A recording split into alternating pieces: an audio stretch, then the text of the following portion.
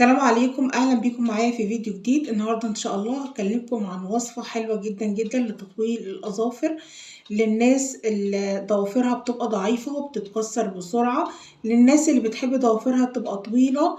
الوصفه جميله جدا جدا وسهله ومفيش منها اي قلق خالص خالص، وهتستخدميها كل يوم. بجد هتفرق معاكي وحلوه جدا جدا جدا. كل اللي مطلوب منك انك هتجيبي ازازه مانيكير بس تبقى فاضيه. ازازة مانيكير فضيت عندك تغسليها وتنضفيها كويس جدا جدا جدا.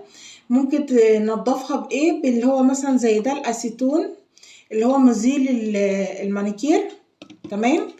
بتحطي جواها وتفضلي ترجيها كده وهيطلع كل المانيكير اللي جوه في الازازه بتاعه المانيكير. تغسليها كويس وتنضفيها وهتحطي فيها اللي انا هقولك عليه ده. بجد هتفرق معاكي جدا جدا، هتخلي ضوافرك تطول وتبقى ضوافرك جامده ومش سهل ان هي تتكسر خالص مهما تحطي ايدك في الميه او اي حاجه. بجد حلوه جدا. بصوا يا جماعه، انا اصلا ضد الضوافر الطويله، بس في ناس بتحب ضوافرها تبقى طويله، وانا كواحده بتاعت وصفات جايه طبعا اقول لكم على الوصفه دي، وان شاء الله هي مجربه ومضمونه جدا جدا جدا، وهتخلي هتجيب معاكي نتيجه كويسه. ومش لازم بس ان انت تطولي اظافرك، بس عشان الضوافر تبقى جامده ومش سهله ان هي او ضعيفه او مش سهل ان هي تتكسر.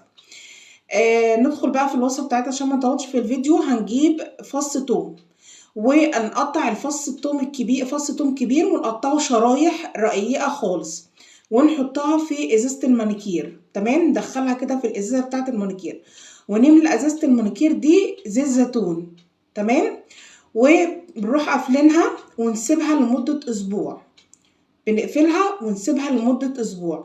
بعد الاسبوع بنبتدي كل يوم ندهن منها على الضوافر زي ما بنحط المانيكير كده، وبنسيبها طبعا على الضوافر فتره طويله جدا. وفي الفتره دي طبعا انت بقى بتكوني خلاص متاكده انت مش هتحطي ايدك في الميه تاني او تغسلي مواعين او تعملي اي حاجه. بتخليها مثلا بالليل وقت ما انت خلاص خلصتي كل شغلك وكل اللي وراكي ومش هتعملي اي حاجه ولا تحطي ايدك في الميه، تقومي جايبه الفرشه. تمام. وتقومي دهنه ضوافرك كلها وتسيبيها فتره على ضوافرك. كل يوم تعملي كده مرتين او 3 في اليوم، مرتين في اليوم، مرة في اليوم، كل يوم.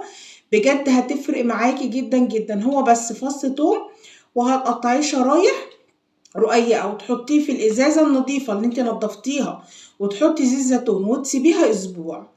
ما تستخدميهاش على طول، سيبيها اسبوع عشان يتفاعل زيت الزيتون مع فص الثوم اللي احنا حطيناه. وما ينفعش تحطي فص الثوم كده، لازم يتقطع شرايح رقيقة وتدهني كل يوم. وبجد هتعجبك جدا جدا وهتجربيها وهتيجي تقولي ان هي جابت معاكي نتيجة كويسة. فيديو بسيط وسريع، اتمنى باذن الله ينال اعجابكم واشوفكم في فيديو جديد ان شاء الله، والسلام عليكم.